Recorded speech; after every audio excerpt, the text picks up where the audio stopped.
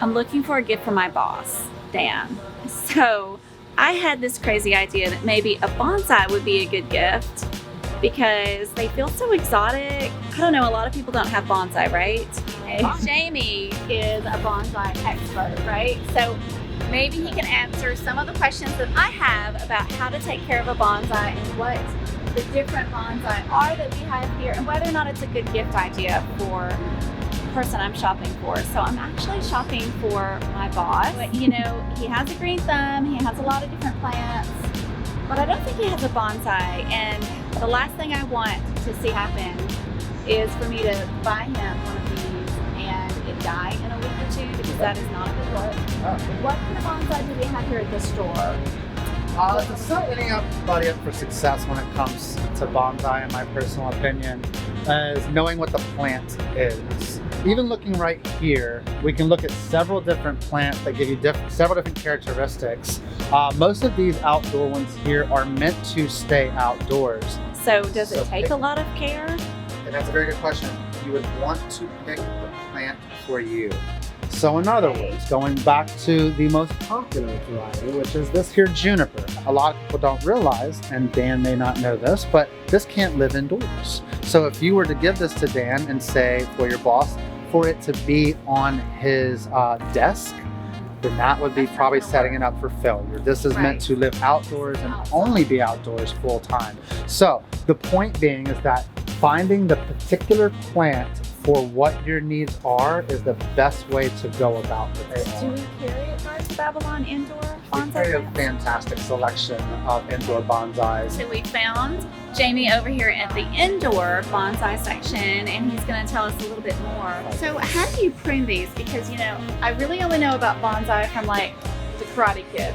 Of course, and I think most people do. So when it comes to, no, Mr. Miyagi was very patient. That's all what bonsai is about though. It's about patience. It's about an act of meditation. If you buy a cat or a dog, you're gonna give it daily attention.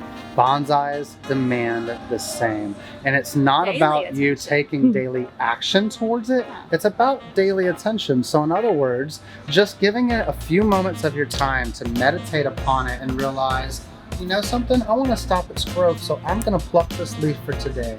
I will reevaluate this plant tomorrow and see if I want to make another action step tomorrow.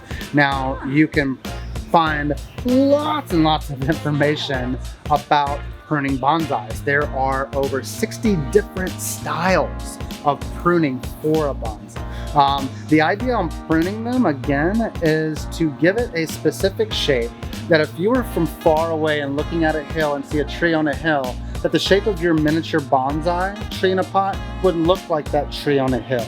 So you want to kind of give it this natural pruning. A lot of times when we get these in, they're not really pruned. They're actually ready for somebody to take control of their plant. All right, so we got this guy picked out for Dan. I think he's going to absolutely love it. Let's go find a pot for it.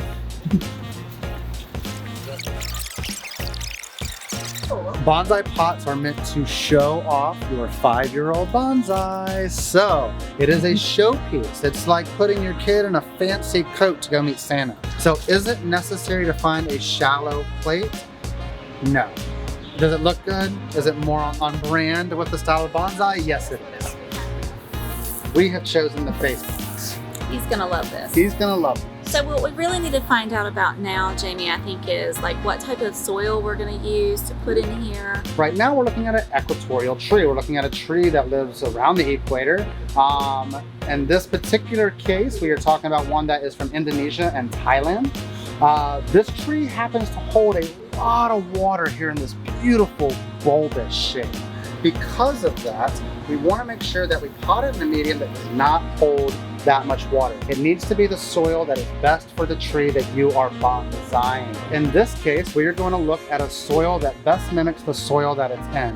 When I pull this pot off, you're looking at a very dense mixture of broken down pine fine, maybe some peat moss, maybe a little cocoa fiber in here. But the roots are nice, they're beautiful, they're getting plenty of moisture. You see those nice white roots. So it looks healthy, right? Very, very healthy plant.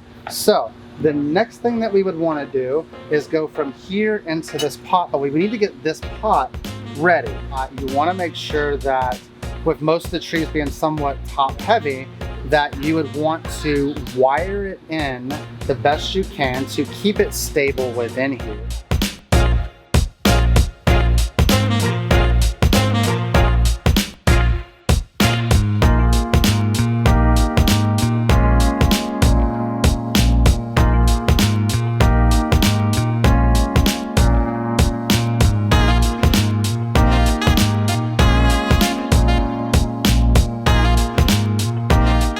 So it's all potted up and ready to gift to Dan. I'm so excited. Do you think he's gonna like it?